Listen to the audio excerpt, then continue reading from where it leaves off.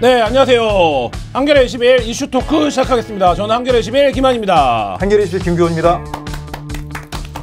자, 오늘은 전직 국회의원이자 도시계획 건축 분야에 여의도에서는 최고 전문가셨던 김진애 전 의원을 모시고 이런저런 얘기 나눠보도록 하겠습니다. 어서 오십시오. 아, 기분 나빠. 그러니까. 왜 여의도에서만 이래? 그리고 심지어 쉬었던 이렇게 얘기했습니다.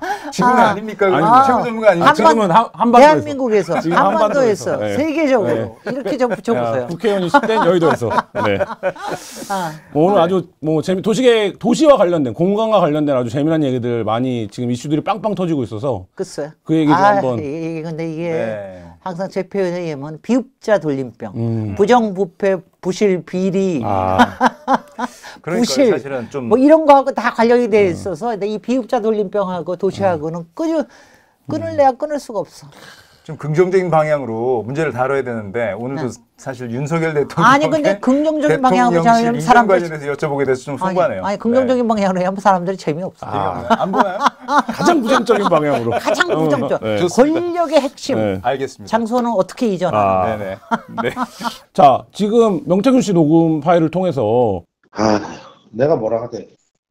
경호고 나발이고 내가 그거 가면 뒤질락한테 본인과 좀 뒤질락하면 가나. 그 이전에 뭐 백재건 씨나 이런 풍수학자들이 뭐 이전할 대통령실을 방문했다 이런 보도들도 나왔는데 이 총체적으로 그래서 사람들이 그래서 이전한 거구나 이런 이제 인식을 갖게 됐는데 어떻게 보십니까? 아니 그건 뭐 예전부터도 인식을 확실했던 게 어떻게 하룻밤도 안 자냐. 그러니까 무슨 대통령실이 준비될 때뿐만이 아니라 관저가 준비될 몇 개월이라도 좀 들어가 있으면 어떠냐. 뭐 이런 얘기 했는데 아니 하루도 못 잔다. 하루 자면 못 나온다며. 네. 그날 밤에 죽는 모양이지 뭐. 아니 근데요 이게 그러니까 미신과 무속과 점괘와 주술과 이런 것들이 이제 사실 항상 얽혀 있는 데가 청와대라는 공간입니다. 왜냐하면 근데 그거는 권력 공간에는 항상 그런 게 있어요. 왜냐하면 권력이라고 하는 게 항상 궁중암투뿐만 아니라 서로 간에 암투가 항상 있어요. 거기에 투쟁이 있기 때문에 그 투쟁할 때 이용하는 게 뭡니까? 언론을 이용하잖아요. 네. 홍보를 이용하잖아요. 네. 그중에서 소문.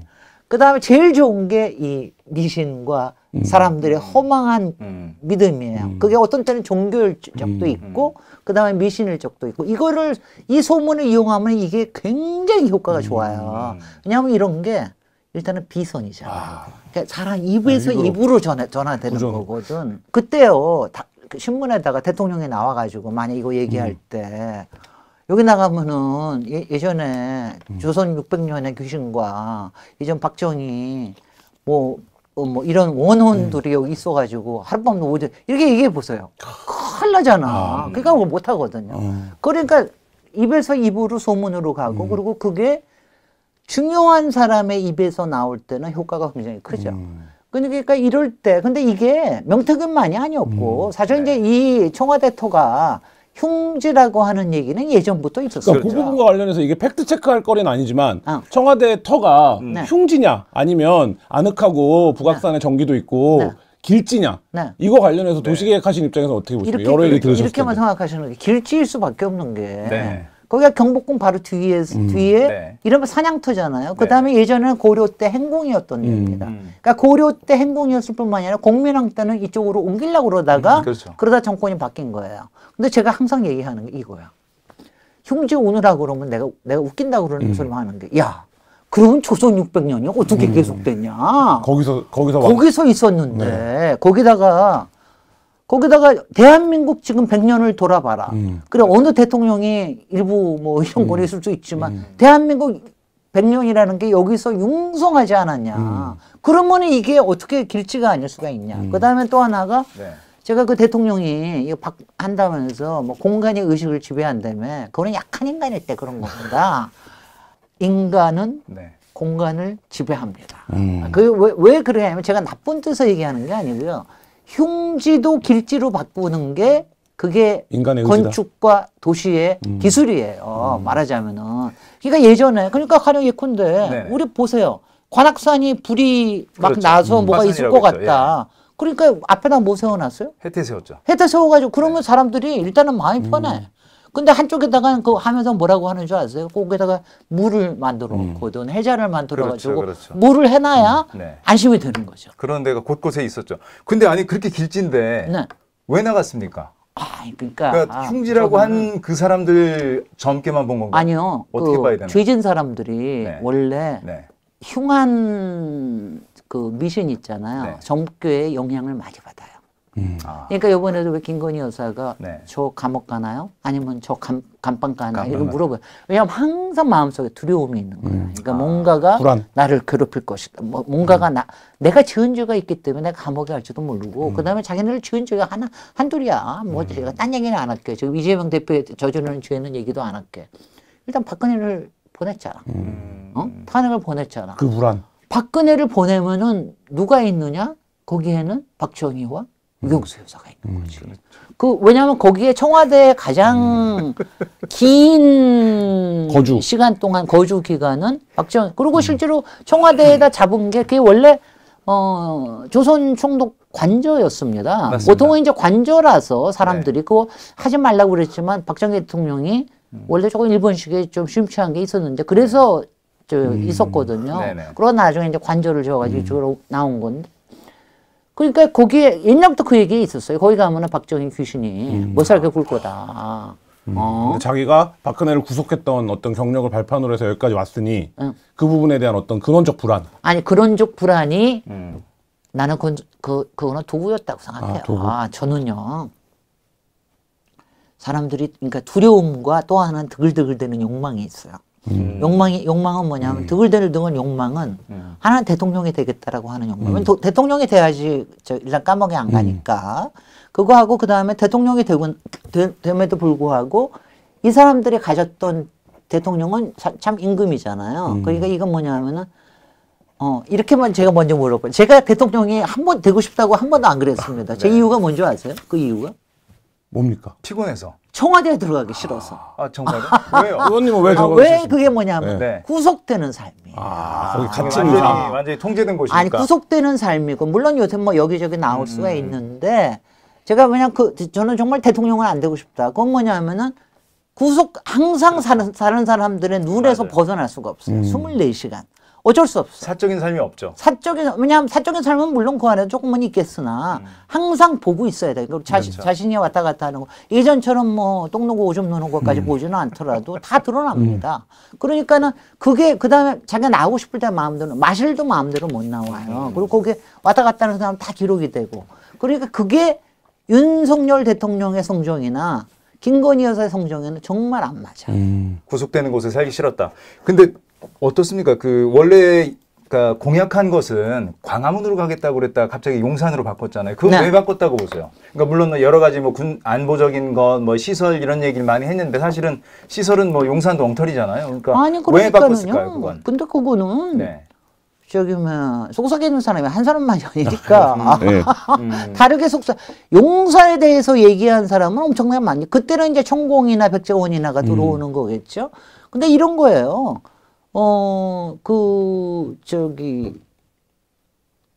광화문에 만약 갔으면은 네. 광화문에 갔으면은 관저는 어디가 됐겠습니까? 청와대가 됐죠. 아니죠. 총리공간으로 공간? 그때 총리 찍어놨었죠. 공간도 얘기했지만 네, 실제적으로는 저쪽에 청와대에 그대로 썼을 가능성이 네. 있죠. 아, 관제를 그대로 쓴다. 거리상으로 봤을 때. 역시 거기도 귀신이잖아. 그러니까 거기는 들어가기 싫지. 그러니까 거기는 유홍준 청장도 안 좋다고 그랬어요. 아니요. 그 관저는. 관저 아니 네. 근데 그거는 제가 보기에는 저도 관저에 가봤는데 설계가 잘못됐어요. 그래서 그런가요? 설계가 좀 우묵한 곳이어서 그런 거 그리고 아닙니까? 우묵한 곳이기도 하고 박지가 않아요. 그러니까 관저 박지를 자체가 않더라고요. 박지가 네. 않아요. 네. 저는 맞은 청와대 전체 마스터 플랜이 잘 됐다고 생각하는 사람이 아닌데 이쪽에 앞에 대통령실의 근무실 있잖아요. 그쪽에는 사실 산 밑에 굉장히 좋게 한 거에 비해서 관저는 굉장히 어둡게 외집고 약간 어두워. 그쪽으로 거기다가 회색으로 저기가 돼 있어가지고 상당히 좀 기분이 그렇게 좋은 데는 잘 아니야. 보이지도 않습니다. 아니 보이지 않는 건 상관없어요. 보이지 않으면 좋지 뭐 그래. 아니 그러니까 그만큼 거기가 좀 외진 곳이라. 아니 일부러 그렇게 해준 거예요. 그러니까 일부러 좀 그렇게 한것 같아요, 안 조용하게 보이게. 조용하게 네. 저기 하라고 그러면 그렇게 한 거예요. 의원님 보시기에 지금이 이제 말하자면 청와대를 이전한다, 광화문으로 올 거냐, 용산으로 갈 거냐, 뭐 세종으로 가야 되는 거 아니냐, 뭐 이런 논의들에서 이 논의의 본질이 아니라 관절을 어디에 둘 거냐가 이 몸통을 저는 흔들었다고 그럴 보십니까? 거라고 봐요. 저는 그렇게 봐요. 그러니까 내가 어디에 저기에 난 하루도 단 하루도 자기가 좋겠다 이거가 있고 그러니까 김건희 여사는 일단은 김건희 여사가 여기서 저는 주도권 항상 집에 대해서는 여자가 주도권 잡습니다. 그건 어쩔 수가 없어요. 그건 뭐냐면 나 저 집에서 안 살 거야. 나 하루도 안 살 거야. 그러면 끝이에요. 아, 그렇게 됐다고 보시는 거군요. 저는 그렇게 봅니다. 그러면 그러고 난 다음에 본관이 그러고 아니라 난 관절 때문에. 다음에는 여러 가지 생각을 해보는 거죠. 여러 가지 생각을 해봐가지고 하다가 그러다가 용사는 뭐 자기네들도 2월 달부터 얘기가 나온 건 사실이에요. 근데 이제 자기네들도 봤을 때 실무적으로도 굉장히 이거는 좀 어렵다. 국방부를 내보내야 되는데 어떡하냐 이런 거 있었는데 그럴 때 속삭이는 사람이 나타나지. 속삭이는 사람이 누군지는 저는 모릅니다. 전공인지 아니면 김용현인지. 그때 김용현하고 경향신문사 박 기자라는 기자. 사람하고 같이 얘기했다는데 그건 맞아요. 뭐냐면은 일단은 공간을 잡아야 되잖아요. 그 다음에 당장 들어가야 되잖아. 그럼 있는 데 들어가야 되잖아. 네. 그러려고 그러면 좋았고 여기에 저는 제 이론인데 김건희 여사가 귀신을 그렇게 무서워했다면 저는 윤석열 대통령은 항상 영모를 두려워한다고 생각을 합니다. 귀신과 영모. 점점 이 모습이 아니 그게 뭐냐면은 왜냐하면 그러니까 마음속에 그 영모라는 건 딴 거 아니에요. 누가 나를 기소를 해가지고 나를 갖다가 뒤집어 엎을지도 모른다라는 거. 북한에서 나를 암살할지도 모른다는 거 이런 거예요. 이런 현실적인 두려움이 항상 있다. 내가 감옥에 갈지도 모른다. 여기서 탄핵돼가지고 쫓겨나갈지도 모른다. 오늘 그럴 때 안심이 되는데 가고 싶죠. 그러면은 벙커 있는 데 가야 되잖아. 그게 용산이다. 국방부 옆으로 가서 군인 옆에 거기다 미팔군까지 있어. 그렇죠. 미팔군 옆에 있으니까 거기다가 저기 바이든은 살살 꼬시면 바이든한테 납작 엎드리면 잘 봐줄 것 같아. 그래도 우물풍선은 떨어지더라고요. 그럼요. 용산터는 어떻습니까? 사실은 이걸 그 풍수하시는 김두규 교수한테 한번 물어봤는데 용산터에서는 굉장히 혹평을 하고 청와대터는 마찬가지로 굉장히 호평을 하시더라고요. 아니 일단은 이렇게 생각을 하셔야 되는 게 이제 청와대나 경복궁은 굉장히 길치일 수밖에 없는 게 아주 전형적인 배산 임수예요. 그렇죠. 그러니까 그쪽엔 물에 잠기는 법이 없어. 그잖아요. 여태까지. 그렇죠. 거기다가 마사토를 잡았으니까 해가지고 우리 햇볕 참 좋아요. 잘 되고. 그 다음에 이제 문재인 대통령도 답답해 하시던데 청와대 안에서. 왜냐하면 앞에서 보면은 남산하고 도심이 보이면서 앞이 꽉 막힌 것 같아. 그 왜 그러냐 하면은 요렇게 쌓여 있으니 옛날 도성이라는 게 이렇게 쌓여 있는 데잖아요. 그렇지만 아늑한 거는 또 있어요. 그게 있는데 용산에 가면은 어떻습니까? 이건 있어요. 용산에는 일단은 거기가 높기도 하지만은 일단 환하게 보여요. 다 보이죠. 네. 강남까지 다 환하다. 보이고 한강까지 다 보이지는 않더라도 환하게 보이니까 좀 시원한 감은 맛은 있죠. 있군요. 근데 이제 이거는 용산은 일단은 제가 먼저 얘기해드릴게요. 김기현 기자님 잘 아실 때 용산은 절대로 용산이 아니에요. 용산에는 맞아요. 용산이 없는 거 아시죠? 맞아요. 예. 용산이라는 게 용용자, 네. 산산자인데 용산이라는 이름은 용산에는 없어요. 그렇죠. 그건 마포에 있습니다. 마포에 지금 예전에 제가 살던 집 근처인데 거기 지금 왜 배터리 카톨릭 빌딩, 성당, 건전지 빌딩 카톨릭 있는데. 성당이 네. 있는데 거기가 그 거기가 언덕이 원래 용산이에요? 옛날 네. 그게 수선전도에 고산자 김정은 선생님이 하신 거에 거기 정확하게 용산이라고 써 있어요. 거기가. 그러니까 이쪽 용산하고는 달라. 이쪽 끝에 가서 이게 무악재 라인이에요. 그게. 네. 그래서 완전히 달라요. 근데 거기를 왜 용산이라고? 근데 왜 용산이라는 이름이 붙었냐? 일제가 한 짓이야. 그렇죠. 일제가 이제 이쪽만 하더라도 솔직히 이렇게 평지가 있고 성 밖에 옛날에는 성저 심리라고 그래가지고 성 밖에 이제 이게 있는데 성 밖은 대개 이런 거였어요. 근교 농업 지역이야. 그러니까 농작물을 여기다가 이제 저기 성내에도 들어오고 그러니까 인구 컨트롤도 많이 하고 그랬어요. 그러니까 별로 그러다가 그러니까 땅이 많아. 근데 용산은 더군다나 남대문 바로 밑이에요. 수로도 가깝고 용로도 가까워. 그러니까 옛날부터 외국 군대만 들어오면 여기에 주둔해. 그렇죠. 원나라, 청나라, 아, 그렇죠. 외나라.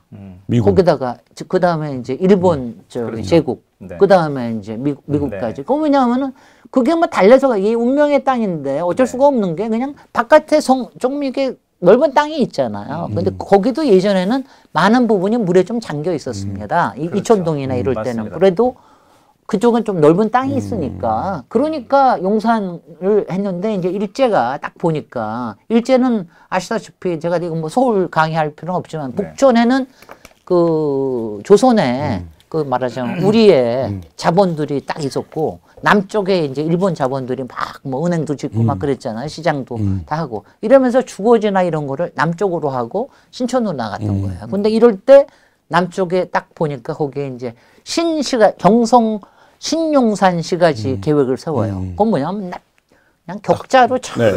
맨하탄처럼 그려놨어. 도시계획을 딱 해서. 그러니까 하기가 너무 좋은데 이름을 이상하게도 신용산이라고 지어놨어요. 근데 정확하게 왜 신용산이라고 했는지 모릅니다. 그거 기록은 안 남아 있는데 그냥 제 생각으로는 용산 그러면 괜히 뭐 좀 멋있잖아. 멋있다. 일본 제국이 용을 타고 내려왔다. 원래 이름은 둔지산이거든요. 거기가. 둔지미 뭐 둔지산 네, 이랬거든요. 그러니까 좀 둔지산 멋이 없죠. 멋이 없잖아. 용산이 멋있어. 용산 그러면 야 신제국주의에 뭐 용을 타고 그냥 하늘로 내려와. 이걸 바보같이 믿으면서 지금의 국방부가 무슨 여유주를 안고 있는 상이라는 이런 바보 같은 소리 하고 있는 거 보면 용산도 없는데. 네. 이게 왜 그러냐? 거기가 왜 용산이라는 이름이 이렇게 됐느냐 하면은 그러니까 남산 서울의 4대문 산들은 다 이렇게 좀 이렇게 뾰족뾰족해요. 낙산은 이렇게 저기지만 근데 얘는 여기는 이렇게 둔덕에 있는데 꼭 용이 꿈틀꿈틀하면서 이렇게 있는 것 같아. 그러다가 맨 끝에 마포에 있는 게 용산의 머리 쪽이라고 그래서 그렇게 한 거예요. 그러니까 별것도 아닌 걸 가지고. 그러면 도시계획 하시는 입장에서 볼 때 그러니까 풍수나 이런 거를 빼고 예를 들면 청와대, 그러니까 윤석열 대통령이 이전할 때 밝힌 논리는 그런 거였습니다. 구중궁궐에서 나오겠다. 대중 커뮤니케이션을 많이 하겠다. 국민과의 소통을 많이 하겠다. 이런 거였고 그걸 하려면 그래서 이제 세종이 배척됐고 예를 들면 세종은 너무 이른바 이제 수도에서 너무 머니까 관습법에서 그건 헌법을 바꿔야 돼. 네, 뭐 하여튼 뭐 그런 문제가 있고 그래서 선택된 게 근데 광화문은 너무 좁고 그래서 용산이 최적이다라고 얘기를 했는데 풍수 빼고 미신 주술적인 거 빼고 그 관점은 어떻게 보세요? 그러니까 예를 들면 청와대를 나오겠다. 청와대가 이제 과거 권위주의 권력의 상징이 되는 상징적 공간이니 여기서 나와서 집무실을 옮기겠다라고 했을 때 용산은 어떻게 보세요? 나는 바보 같다고 생각해요. 바보 같다. 일단은 그게 용산은요 오히려 국민들하고 만나기가 쉽지가 않아요. 저는 이제 청와대를 굉장히 소중한 거라고 생각하는 게 청와대가 일단은 브랜드명이 굉장히 좋아요. 세계적인 브랜드, 대한민국의 브랜드고 이거고. 백악관처럼. 백악관처럼. 그러니까 블루하우스로 알려져 있죠. 블루하우스라고 치면은 저기 1000만 개쯤 나와요. 근데 지금 용산은 뭐라 그러나? 용산 그럼 뭐가 나오나? 바보 같은. 하여튼 간에. 근데 이제 그 브랜드, 그 다음에는 지난 한 20년 동안 청와대를 꾸준하게 이렇게 개방하는 게 있어서 국민들도 굉장히 많아요. 그 다음에 이제 일단 주변에 있는 동네에서는 조금 안 좋을 거야. 사람들도 오고 그러는데. 근데 그런 점에서 굉장히 좋아요. 그 다음에는 또 좋은 건 뭐냐면은 제일 중요한 거예요. 안보상 좋아. 안보죠. 이게 뭐냐, 안보상. 왜 처음부터 경복궁이 그 자리에 들어갔느냐? 뒤에, 주로 이제 적국이 밑에서 올 거라고 생각을 하기 때문에 뒤에 딱 하고 있으면은 그러면은 뒤에 거의 3면을 이렇게 딱 싸고 있으니까 너무 좋죠. 더군다나 아시다시피 5.16 때도 그랬지만 쭉 저 산 위에는 대공 시설들이 다 이미 분포가 돼 있거든요. 그거는 꼭 청와대만을 커버하는 게 아니라 서울 전역을 커버를 하는 거거든요. 그러니까 굉장히 좋은데 용산은 남산 쪽 하나 빼고는 그냥 허허벌판이지. 거기다가 저는 너무너무 싫은 게 저는 제가 용산에 저는 왜 기억을 하냐면 3월 20일 날 그 용산 발표할 때 그때 대통령이 용산으로 가겠습니다 발표할 때 그때 저 서울시장 나가겠다고 결심했거든요. 조금 맡겠다고. 근데 그게 뭐냐 하면은 대통령실이 용산이라고 하는 가운데 들어가 있잖아. 용산의 계획이 어그러지고 서울의 도시 계획이 어그러집니다. 그게 굉장히 서울 전체로 그게 한가운데고 왜냐하면 이거는 앞으로는 뭐냐면 오세훈 시장 거 한마디도 얘기 안 해. 내가 얼마나 미워했다고. 그건 뭐냐면은요. 이거 안보 차원에서 문제가 될 뿐만이 아니라 주변에 높은 건물들에 대한 규제가 없을래야 없을 수가 없어요. 그 다음에 높은 건물에 대한 규제는 그 높이를 규제할 뿐만 아니라 중간중간에 최근에도 문제가 됐지만 중간중간에 그 대공포들을 쏠 수 있는 안보 공간들을 아파트 중간에 만들고 막 그래야 돼. 지붕에다 만들고. 얼마나 웃기는 짓이에요. 그런 거 해야 되고. 그 다음에 세 번째가 제일 중요한 게 드론 이 세계가 완전히 네. 열리잖아요. 그렇죠. 드론 세계가 열릴 때 이거에 대해서 가운데 이 일종의 청와대가 네. 저는 청와대를 항상 뭐라고 그러냐면은 청와대가 일종 민폐 공간이라고 그러거든요, 제가. 네. 그러니까 청와대에 계세요. 나오지 말고. 거기서 좀 있어요. 내가 왜냐면 맨날 그 얘기를 해. 대통령이 자꾸 나다니면은 피곤하다. 너무 네. 밖에 나오면, 왜냐면 대통령은 우리가 보호해야 되는 사람이에요. 안보의 제 1순위고. 네. 그러니까 거기에, 그러니까 청와대에 잘 있어주고, 우리가 찾아가겠습니다. 가끔만 나오셔서, 네. 좀 상징적인 모습만 보이시고. 안전하다 청와대는. 안전, 그리고 안전하고, 우리가 하는데, 용산에 나와 있으면 맨날 이러고서, 그냥, 이러고서 나오니까, 그거, 안 가보셨지. 저는 용산 그거 하는, 주변에 주상복합 다 그거 가잖아요. 지금도 컨트롤 하는데, 이거를 보면 다 보여요. 그 결정이 네. 5일 만에 이루어졌습니다. 그리고 9일 만이라고 네. 하는데, 그게 9일이든 5일이든. 55일 만에 리모델링 공사가 끝났습니다. 죽이는 거지. 예, 그러니까 이 도시 어떻게 보십니까 이 과정은? 아니, 그러니까, 이게 무작스럽다는 거를 이럴 때 표현하는 거죠. 그러니까, 네. 상당히 무식하고, 그 다음에는 무작스러운 돌파 작전으로 저긴 했는데, 저는 사실은 문재인 정부에 별로 그렇게 마땅치 않아 했어요. 저는 문재인 대통령이 사인 안 해줬어야 된다고 생각합니다. 저는 문재인 미뤘어야 대통령이 된다. 시간을 좀 더. 아니요. 그러니까 네가 사인하고 들어가라. 그러니까. 내가 해주지. 네. 나는 임기 안 해겠다. 나서 시작하라 이런 아니 말씀이죠. 그때의 이거는 뭐냐면 정확하게 이거였어요. 일단 안보에 구멍이 생길 수가 있다. 그렇죠. 그러니까 국방부나 합참이나 이런 게 이전하는 거가 아직 계획에 정확하게 써 있지 그렇죠. 않기 안 때문에 네. 그 사이에 안보에 구멍이 있기 때문에 못하겠다. 저 같았으면 사인 안 해줬을 거예요. 그걸 문재인 대통령이 한 25일 만인가 이제 그냥 25일, 30일 만에 사실 사인을 해줘서 항복해버린 거죠. 일부 리모델링 하는 거를 저걸 해준 거죠. 한 예, 50억인가. 예, 예비비로 쓸 수 있게 해줬죠. 네. 그러고 난 다음에 저기가 됐거든요. 그래서 저는 그러니까 이거는요. 아니 뭐 솔직히 리모델링은 네. 55일이면 나는 뭐 30일만 해도 해. 그건 뭐냐 리모델링을 하는 게 중요한 게 아니라 국방부하고 합참을 쫓아냈다는 게 중요한 거예요. 그래 가면은요. 저도 그 사진 찍어 있는데 그런 거 저거 하는데 가면은 거기에 왜 미팔군도 있고 이런 공간이 많잖아요. 온 사방에 뭐가 나와 있는 줄 알아요? 책상, 컴퓨터 책상. 그게 잔디밭에 쫙 나와 있어. 그러니까 쫓아낸 거예요. 쫓겨나니까. 쫓아낸 거예요. 그 다음에 쫓아내고, 그 다음에 그걸 갖다 리모델링해서 들어가는 거는 뭐 솔직히 뭐 인테리어 뭐 솔직히 대통령실의 인테리어 해봤자 뭐예요. 방탄.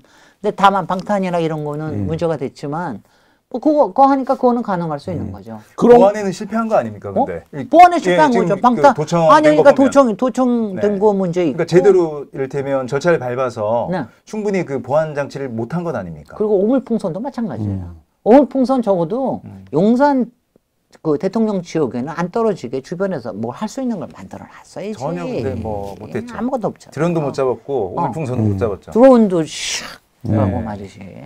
오물풍선은 또 심지어 다른 나라 정상에 왔을 때 떨어져갖고 아 그랬나? 인사하고 있는데 떨어져갖고 아 네. 그래. 잔디밭에. 이런 그 졸속적인 그리고 솔직히 네. 솔직히 저는 네. 이제 이거는 건축가적인 입장에서 얘기하면 네네. 조금 아까는 여태까지 도시적인 입장, 네네. 대한민국의 위상의 입장 이런 얘기했는데 건축가적인 입장에서 보면은 네. 정말 쪽팔리지. 그 건물도요. 국방부 건물. 국방부 건물 정말 쪽팔려요. 그런 걸 어떤 가지고. 건물입니까? 청와대하고 비교하면 어떻습니까? 아니 청와대는 뭐 네. 우리가 취향에 따라서 별로 안 좋아할 수는 있지만 네. 일단은 격식을. 대한민국의 위상에 맞게끔 그 시절에 그 90년대, 80년대, 90년대 노태우 지어졌으니까 대통령 때죠. 예. 그러니까는 그때 그래도 나름대로는 열심히 생각해서 만든 거예요. 그 양식이라든지 여러 가지. 양식이라든지 코리안 양식이라든지 그렇죠. 왜냐하면 이게 어떤 건축가들은 굉장히 비판하고 그러지만 좀 그래도 그렇죠. 나는 그래도 그 메인 관저 콘크리트로 한옥 짓고 그랬지만 나름대로는 외국 사람이 와서는 잘 모르지만 그렇죠. 코리안 스타일을 그렇죠. 좋아해요. 저희도 이제 문외한인 저 같은 사람이 보더라도 청와대 앞에 지나다니다 보면 저 건물 어떤 기품과 위험이 있죠. 그럼요. 네. 그런 건 왜냐하면 그 국가의 상징이 네. 될 수 있는 건데 이쪽은 솔직히 네. 아니 왜냐하면은 정말 싸구려 건물이죠. 네. 우리가 부루마블 할 때 놓는 빌딩처럼 생겼잖아요. 네. 그러니까 소련식이라는 평가. 그러니까 소비에트식. 대통령도 그걸 아니까 맨날 할 때마다 청와대 영맹관으로 달려가고 그러니까요. 그다음에 상춘제로 상춘제로 달려가고 가고. 그러는데 이제 큰일 네. 났어. 이제 저기 하고 저 트럼프하고 멜라니아하고 오시면 어떡하나. 외국 사람들을 이렇게 막 대접할 때 사람들이 우리나라는 베이징하고 뭐가 달라서 저거 뭐 베이징 가면은 정말 무슨 자금성 뭐 그렇죠. 의리의리 하잖아요. 그렇죠. 거기 가면은 정말 옛날에는 뭐라 그랬는지 알아요? 그거에 비하면은 경복궁은 화장실이다. 이런 소리 바보 같은 소리 하고 그랬었어요. 근데 규모의 차이가 있으니까. 근데 외국 사람들은 뭐냐면은 이런 거에 감동해요. 딱 뭐가 있는데 주변에서 갑자기 아늑한 데가 있고 그러니까 상춘제 같은 그렇죠. 그렇죠. 그런 상춘제가 데서 아주 많고. 좋죠. 그다음에 상춘제가. 지난번에 멜라니아 트럼프 여사하고 왜 김정숙 여사하고 거닌 거에 왜 그 이름이 기억이 안 난다. 돌로 생긴 아치 있잖아요. 불로문을 그 밑으로 지나가면서 한마디 다 건네는 거야. 여기를 지나고 하면은 불로 장사합니다. 그럼 그 미신이 얼마나 중요하냐고. 근데 용산에 부르면 상징이야. 근데 이제 딱 그렇게 불러면 했는데 그리고 저기 트럼프도 와가지고요. 뭐 대단한 것도 있지만 거기서 막 뭐 이상한 우리나라 옛날 옷 입고 막 뭐 삐삐 불고 막 이러면서 해주니까 신기하고 재밌어 하잖아요. 그렇죠. 그리고 막 산책하고 그다음 멜라니아 여성은 그럼 이번에 이제 만약 오잖아. 그러면 옛날에 그 공간 다 어디 갔어요? 그러니까 저는 그거를 여쭙고 싶었는데 완력으로 합참이랑 국방부 쫓아냈다고 쳐요. 근데 대통령의 외교라든지 지금 말씀하신 정확히 그 데모 외교나 의전에서 굉장히 다양한 공간들이 필요로 하는 거잖아요. 그러면 최소한 이거를 추진하는 과정에서 그거에 대한 고려나 이걸 어떻게 할 거는 있어야 되는 거잖아요. 근데 용산으로 이전하면서 바로 청와대를 개방했단 말이에요. 그러니까 마치 그게 엄청난 이제 국민들에게 공간을 돌려주는 것처럼. 근데 결국엔 다시 말씀하신 대로 청와대를 가야 돼요. 행사를 하려면. 이건 어떻게 보십니까? 뭐 이렇게 용산에는 파인그레스 만들었고 거기서 이제 파인그레스 만들면서 한동훈이 이제 쫓아내고 뭐 모욕하고 그럴 때 쓰는 거고.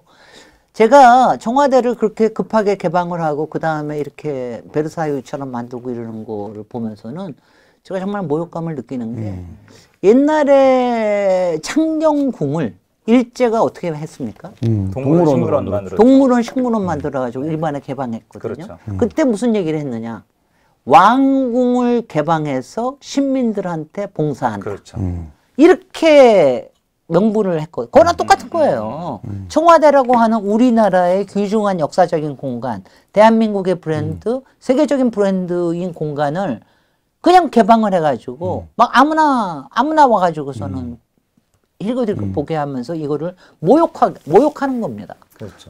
저는 이거 전문가 입장에서 보시기에 윤 대통령 주변에 우리가 알고 있는 무슨 핵강 그룹, 검찰 그룹 이런 그룹에는 그런 공간적인 거에 대해서 생각하는 사람이 없잖아요. 관심 없지. 네. 근데 왜 갑자기 이렇게 청와대를 말씀하신 대로 모욕적인 방식으로 시민에게 돌려주자. 김건희 여사가 놀이터가 생겼으니까 신나는 거지. 김건희 여사 작품. 저는 김건희 여사가 그냥 그 주변에서 감히 아니 문화부 장관이든 누구든 간에 청와대를 이렇게 모욕하겠다 이런 생각할 사람 없습니다. 그러니까 그때 그거 했던 거는 인수위의 김건희 라인이건 김건희 쪽에서 얘기했을 거라고 생각해요. 왜냐하면 그런 얘기를 그러니까 청와대에서 감히 얘기할 수 있는 사람은 대통령밖에 없고요. 그 대통령의 가장 가까이 속삭일 수 있는 사람은 김건희라고 보고, 그러니까 님도 보고 뽕도 따는 거죠. 뭐 왜냐하면은 이쪽에 이전하면서 관저놀이 생겼지.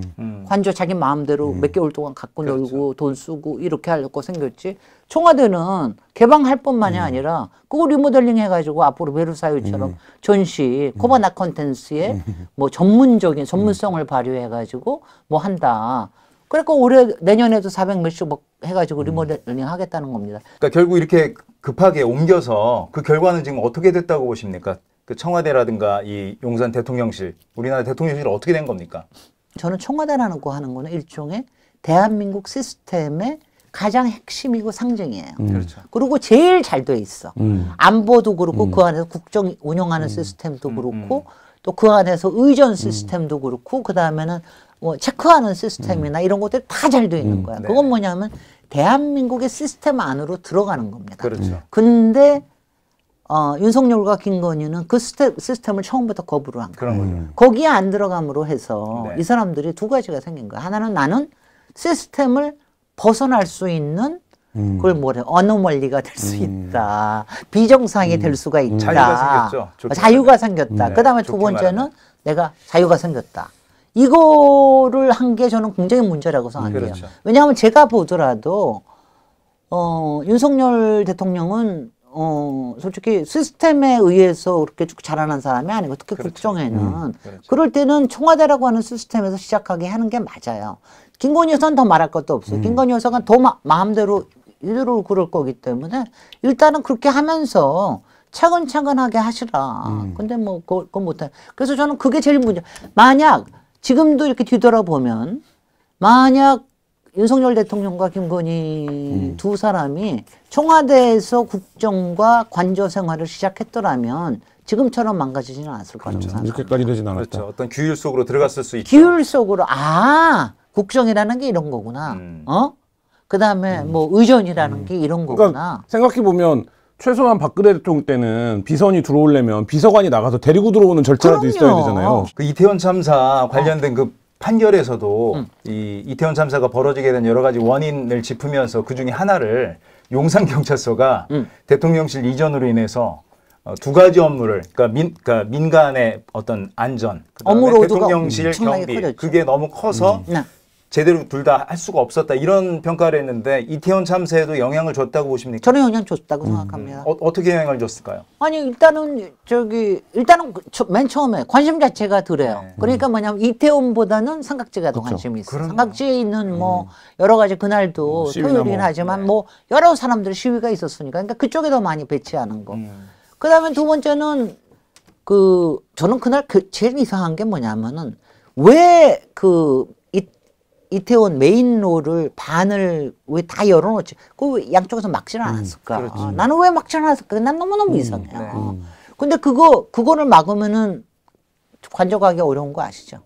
길 다니는 길이니까. 네네. 아, 그 앞- 이태원 가는. 그 차로 말씀하시는 거죠? 그러면은 네. 다니는 길에 옵션이 줄어들어요. 물론 저쪽으로 갈 수가 용산 돌아갈 쪽으로 수도 해서 있지만. 돌아갈 수는 있지만 옵션이 줄어요. 그래서 나는 저거를 왜 막질 않을까? 저렇게 사람이 많이 오는데 나는 그거 굉장히 이상하게 생각해요. 맞습니다. 그러니까 그거에 대한 공간을 좀 열어줬어야 되는데 그 네네. 앞쪽으로 해. 그다음에 세 번째는 저는 뭐 솔직히 마약에 관련된 게 있다고 생각하죠. 그 마약에 관련된 거는 대통령의 관심이니까 그렇죠. 대통령이 그때 뭐 대통령의 관심인지 한동훈 법무장관의 둘 다 관심인지는 얘기했습니다. 모르겠습니다만 그 직전에. 네. 그거에 대한 관심이 솔직히 그거를 단속하는 거가 다른 거보다는 더 중요했다고 생각을 하죠. 그러니까 저는 과거에 청와대 같으면 종로나 이런데 밀집 군중이 모이더라도 종로에서 경복궁 앞에서 청와대로까지 오는 공간을 약간 진공 상태로 만들 수 있는 노하우들이 있는 거잖아요. 그럼요. 예, 근데 어마어마한 노하우가 그럼요. 있죠. 예, 종로경찰서. 예, 종로경찰서는. 70년 넘게 그 일을 예. 해요. 우리는 시위와 네. 이런 시위 거는 전문 서로 경찰서. 간에 네. 그 노하우가 네. 상당히 있어요. 그래서 제가 이제 일당을 할 수가 있거든요. 청와대가 있을 때는 예를 들면 종로나 광화문에 수십만 인파가 모여도 종로경찰서가 이거를 공간적으로 물리적으로 통제할 수 있는 어떤 이제 여유 공간들이 있는데 거기다 시경도 바로 거기 있잖아요. 예, 이태원은 시경도 사실 있고, 종로경찰서 있고. 아니 그리고요. 길도 좁고 아니 왜 다 저기 없대면 왜 아크로비스타 앞에는 있었냐고. 그다음에 관저 앞에도 있었어. 관저 앞에는 왜냐면 비어 있지만 혹시나 문제가 생기게 이런 게 다 저기를 빠져나가는 거예요. 영향을 다 맞아. 틀어. 난 그리고 지금도 대통령은 대통령 어디 어디 계셨는지, 있었는지 예를 들면 예전에 김건희 여사는 어디 세월호 있었는지. 7시간 동안 박근혜 대통령 뭐 했냐 이런 것처럼 그 질문도 해야 되는 거. 당연히 해야 됩니다. 왜냐하면 저는 이런 생각을 했어요. 아니 혹시 가는 길이기 때문에 그래서 막지는 못했나? 뭐 이런 생각까지도 들었거든요. 그러니까 행적을 봐야죠.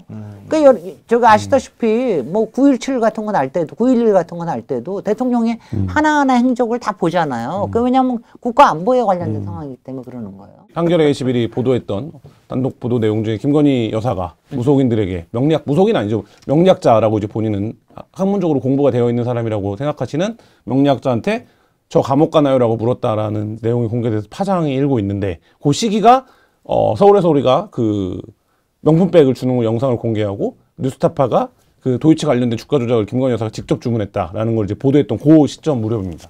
요 자신의 어떤 그러니까 신상을 물은 이 김건희 여사의 이 상담 어떻게 생각하십니까? 저는 김건희 여사가 뭐 딱 세 가지의 종합이라고 생각하는데 두려움, 어리석음, 플러스 드글드글 욕망. 이 세 가지가 가득 차 있는 사람인데 처음에 두려움이라는 게 굉장히 크다고 생각을 합니다. 그래서 근데 보통은 이제 두려움을 보통은 이제 많이 감추거든요. 자기의 저기로 해가지고. 내적으로. 왜냐하면 내적으로 그러니까 자기의 특히 좀 이렇게 올라갈수록 위상이 올라갈수록 그런 걸 감추는 게 정상인데 이 양반은 감추질 않아. 그거 혹시 들으셨어요? 그 예전에 처음에 그 입당을 하느냐 마느냐 국힘에 네. 네. 윤석열 대통령이 그랬을 때 국힘에 몇 사람들이 가니까 그때 옆에 같이 앉아 있다가 김건희가 하는 얘기가 우리가 국힘에 입당하면 우리 지켜주실 수 있나요? 이렇게 질문했다는 거예요. 이 양반의 관심은 내가 어느 행동을 하든 나의 안위를 저거 하는 게 그게 가장 거예요. 뭐 청와대에 안 들어간 것도 귀신 무서워서 그렇죠. 안 들어간 것도 그거 저게 하면 그리고 저는 솔직히 그것보다는 자유스러움에 대한 욕망이 더 컸다고 생각하지만 그럴 때 누가 옆에서 두려움을 딱 이렇게 저기를 해주면 건드리면. 근데 이제 그때는 두려움에 가득했을 거야. 그건 뭐냐면은 솔직히 자기가 아무리 코바나 컨텐츠에서 그렇게 편안하게 최재형 목사 만나고 그러면 그게 공개되리라는 생각은 해본 적이 없을 거예요. 못했겠죠. 못했으니까는 그런 식으로 저기를 했죠. 그리고 검찰도 10년 전에 증거가 나올 거라고 생각하지 못했겠죠. 그 수사에서. 그럼요. 자기가 직접 주문했던. 네. 아무래보나 저 깜빵 가나요? 이렇게 어떻게 질문을 해? 굉장히 솔직한 거 아닙니까? 인간적으로. 그건 그렇고 이런 대통령실 이전 이런 거를 그러니까 뭐 주술이나 풍수나 전복 이런 걸로 지금 결정한 것으로 추정이 되는 거 아닙니까? 그렇게 지금 우리가 볼 수 있는 것 아닙니까? 이런 것에는 어떤 문제가 있는 겁니까? 아니 이제 이거는 이제 나중에 네. 뭐 문제가 될지 모르지만 이거는 따져봐야 됩니다. 왜냐하면 지금도 인수위의 보고에서도 이게 없었다. 처음에 왜냐하면 3월 20일이면은 18일 날인가가 인수위가 첫 시작한 날이에요. 근데 인수위 그렇게 하고 이틀 만에 인수위에서 다 결정해가지고 할 수 있어. 15일에 그러니까, 이미 용산에 가서 비우라고 그랬어요. 그럼요. 김용현하고 윤한동이 가서. 그때 네. 그 얘기 했다는 거 네, 그게 네. 있어요. 3월 그러니까 15일에. 거기에서도 이거는 권력 남용이죠. 이거 저기 하는 공식적인 거. 남용이 될 수 있다. 공식적인 절차를 안 밟고 공식적인 결정을 하니까. 절차에서 왜냐하면 이거는 적어도 인수위에서는 뭔가가 결정이 있었어야 된다고 생각을 하는데 그게 없다. 지금은 인수위 기록이나 이런 거 같은 게 없으니까. 그러니까 이거는 확실하게 따져봐야 되고요. 그 다음에는 이제 다를 숨기고 있는 게 국방부와 합참과 이런 게 연쇄적으로 움직이면서 생기는 문제가 어떤 게 있는지 이거에 대한 것도 당연히 챙겨야 되고요. 엉망진창일 겁니다 아마. 엉망진창을 다 감추고 있는 합참은 거지. 자기 건물이 없는 상태예요. 없어요. 거기다가 여기저기 흩어져 있어요. 거기다가 이제 돈 문제. 돈 문제는 여기서 뽑아서 쓰고 저기서 이비 뽑아 쓰고 뭐니까 돈 문제가 어떻게 돼 있는데 지금 뭐 1조가 더 넘는다는 얘기가 있는데 이거를 어떻게 할지. 그다음에 여기 1조가 넘는다는 거는 앞으로 합참 건물 짓거나 이런 거는 아닙니다. 그런 건 안 포함돼요. 합참 포함해서입니다. 포함해서입니다. 네, 합참, 관저, 뭐 또 영빈관도 필요하지. 기본적으로 필요한 것들을 하면 이제 1조가 넘어간다는 건데요. 지금 그러면 그 회의는 어디서 하나? 예전에 이제 문재인 정부 때나 박근혜 정부 때 기자들이 많이 썼던 기사가 북한이 무슨 미사일을 쏘거나 해킹 공격이 발生하면 안보에서 이제 벙커에서 회의가 열린다. 대통령 몇 분이 입장했다. 지금은 국방부에서 국방부에 간 이유 중에 하나가 그 벙커 때문인데. 하고 있나요? 요새는 제 기억에 용산으로 이전하고 나서는 벙커에서 회의한다는 기사를 거의 본 적이 없는 것 같아요. 대통령이 잘 안 들어갔죠. 그러니까. 대통령이 잘 참석을 안 맨날 늦게 출근하고 귀찮으니까 안 가는 보통 거 이제 안보 회의를 새벽에 일찍 하는 경우가 많거든요. 그렇죠. 옛날에 문재인 대통령이 굉장히 자주 했죠. 제가 항상 얘기하는 게 여러분들이 국민들도 그 청와대가 무슨 권력의 공간이다, 운운하고 이렇게 생각하실 게 아니라 두 가지로 생각하셔야 돼요. 대한민국 대통령을 24시간 대기하게 하는 공간. 그렇죠. 이거예요. 왜냐하면 24시간을 항상 일하라는 뜻이 아닙니다. 국가 위기는 언제 어떻게 일어날지 모르지만 새벽 3시에 일어날 수도 있고 그렇죠. 밤 12시에 일어날 수도 있고 네. 모르는 거예요. 그러니까 항상 대기하게 하기 위해서 그래 그 대신 좀 좋은 공간에서 자고 이렇게 해놓는 거예요. 5분 안에 그냥 이렇게 다닐 수 있게 해준 거니까. 그래서 처음에 그 논란이 있었죠. 아크로비스타에서 출퇴근할 때 아크로비스타에서 업무 지시를 내렸다라고 했을 때 아크로비스타는 아무 시설도 없는데 거기서 어떻게 업무 지시를 내릴 수 있냐. 해명했죠. 보안 전환이 그러니까 그거 하고 두 번째는 일반 전화로 했다고 하니까. 그러니까 두 번째는 24시간 일하게 하는 데다 청와대라고 하는 게 대통령 공간이라는 거 관저와 집무실은 그거 필요하고 두 번째는 이거는 상징적인 공간이 돼야 됩니다. 그렇죠. 대한민국과 그다음에 역사적으로 그다음에 세계적으로 원래 청와대에 있다가 중장기적으로 세종시로 갈 거라고 많은 사람들이 예상을 했잖아요. 근데 지금 완전히 어그러져 버렸고 이제 선택지가 3개가 생겼는데 어떻게 해야 된다고 보십니까? 다음 대통령이 네, 들어오면 다음 대통령 어떻게 됩니까? 용산에서 계속 질문을 봐야 됩니까? 청와대로 다시 돌아가야 됩니까? 근데 저는 일단은 지금으로서는 놔둬야 된다고 생각해요. 청와대를 건드리지 마라. 무슨 말고. 전시로 하든 뭘 하든지 이런 소리 하지 마라. 저는 이제 중장기적으로는 저는 뭐 사실은 생각이 굉장히 확실해요. 저는 예전에 왜냐하면 이제 노무현 대통령 때 그 수도 이전할 때부터도 굉장히 이제 여러 가지 얘기 있고 나중에 있어서 저는 대통령의 지금 이제 헌법상 수도의 그 개념은 대통령이 있거나 국회가 있거나입니다. 두 군데가 있어야 됩니다. 대통령실과 국회가 있어야 됩니다. 두 군데가 이제 그렇게 있어야 되는데 그 저는 서울이 대한민국의 수도의 그 지위. 위상은 지위는 갖고 있는 게 좋다고 생각해요. 그래요? 대한민국을 위해서. 그래서 대한민국 왜냐면 그리고 나중에 그 저기 뭐 남북 통일이나 이런 거를 위해서도 그렇고 굉장히 저는 그게 좋다고 생각을 해요. 네네. 근데 상당히 실질적인 그거는 심볼릭한 거고 네. 실질적인 기능은 세종시로 가도 된다고 생각을 해요. 어떻게 구분할 수 있습니까? 아니 그건 뭐냐면 대통령이 어디서 일해야 됩니까? 그럼? 아니야 뭐냐면 그냥 이렇게 쉽게 생각하면 돼요. 네. 외빈을 맞을 때는 서울에 와 있고 와 있고. 청와대 와 있고 일은 그다음에 국무회의는 세종시에서 하고 왔다 갔다 하려면 너무 힘들지. 아니 대통령은요. 네네. 저기 뭐 헬기 타고 다니면 헬기 타고 다니면은 40분이면 와요. 그런 거 걱정할 일이 아니고 저는 그래야 된다는 생각을 합니다. 어쨌든 저는 국가 상징으로서의 대통령이 있는 청와대는 네, 저는 네, 지켰으면 유지하고. 좋겠고 만약 정말 저기 많은 국민들이 다 세종시로 옮겨라라고 하는 거로 하면은 저는 이것도 통일국가의 수도는 어떻게 될지 또 모르거든요. 그걸 위해서도 청와대는 쓸데없는 짓 하지 말고 지금 어쨌든 뭐 리모델링이라든지 이런 걸 안 하고 두면 다음 대통령이 뭐 예를 들면 내년에 될지 2년 6개월 후에 될지 모르지만 다음 대통령이 들어가서 기능적으로 쓰는데 문제는 없다고 보십니까? 다시 이제 기능을 회복하는 데는? 청와대는 대통령만 폼 잡기 좋고 나머지들은 정말 쓰기가 너무 힘이 좁고 들어요. 예. 어떻게 아유, 됩니까? 영부인도 그럼 그렇고 뭐 다 힘들어. 리모델링을 해야 되나요? 그러니까 그 네. 앞에 네. 그러니까 그 이름이 뭐냐? 왜냐하면 비서동? 지금 비서동 네, 그 앞에 앞에 있는 업무동, 비서동 그게 비서동이라고 업무동이거든요. 네. 그 업무동 그거는 다 리모델링 정도가 아니라 다 새로 줘야 돼. 줘야 된다. 부수고 새로 줘야 된다. 아 거기는 뭐냐면 뭐 일단 한 6, 70년대 지은 거를 조금 더 저기 하고 그런 거거든요. 그래서 굉장히 후지고 거기도 물도 굉장히- 많이 새고 굉장히 좁죠 거기도. 아 그래서 맞습니다. 거기 굉장히 좁고 그래서 그거 자체를 리모델링을 해가지고 거기를 그거 하는 업무도 거는 당연히 비슷하고요. 필요하고 다른 공간 그다음에 어떻습니까? 다른 공간은 뭐 저기 뭐야 저는 그 뭐 대통령 영빈관은 뭐 싫어하는 사람도 있지만 다 그냥 괜찮다고 생각을 하고요. 관전은 조금 밝게 만드시고 조명 조금만 더 쓰면 돼. 그리고 나머지 줄 필요는 없습니까? 아, 그런 거 없어요. 저기 왜냐하면은요 우리가 그거 지은 게 지금 그러니까 40년 됐어요. 그런 거죠. 아니 어떻게 40년 만에 집을 부셔 말도 안 돼. 그렇군요. 알겠습니다. 조금 리모델링을 하면 돼요. 그러니까 상징으로서의 심볼로서의 청와대로 다시 기능을 회복하고 네. 실질적인 업무는 세종을 포함해서 행정적인 업무는 거기서 보면 지금 된다. 이제 국회도 제2국회 저쪽에다 만들고 만들잖아요. 있고, 그쪽에 상당히 많은 청와대도 부분인데. 그쪽에 만들고 있습니다. 근데 저는 네. 국회는 이제 중장기적으로는 상당히 많은 부분이 이제 이 세종시로 가도 상관은 없다고 생각을 합니다. 네. 근데 여의도에 대해서는 아직도 좀 명확하게 앞으로의 그냥 거기다가 무슨 놀이공원을 하든가 거기다가 주택을 이런 바보 같은 소리 좀 하지 말고. 그것도 남겨야 된다. 여의도. 그래서 그거는 어떻게 될지는 잘 몰라요. 그거는. 근데 저는 서울시의 수도로서의 위상은 좀 가지고 있는 게 대외적으로도 워낙 서울이 가진 브랜드가 이름이 커서 그럼 저는 일단은 그게 청와대로 좋아. 가야 되는 거군요. 네? 청와대로 일단 가야 되는 저는 거군요. 대통령. 가는 게 좋은데 다음 대통령은 뭐 그래도 1, 2년은 할 수 없이 뭐 그러니까 뭐 있어야 될지 비서동 같은 거 몰라요. 새로 지으려면 시간이 시간이 필요한 거 있어야 아니에요? 걸리니까. 될지도 몰라요. 네. 네.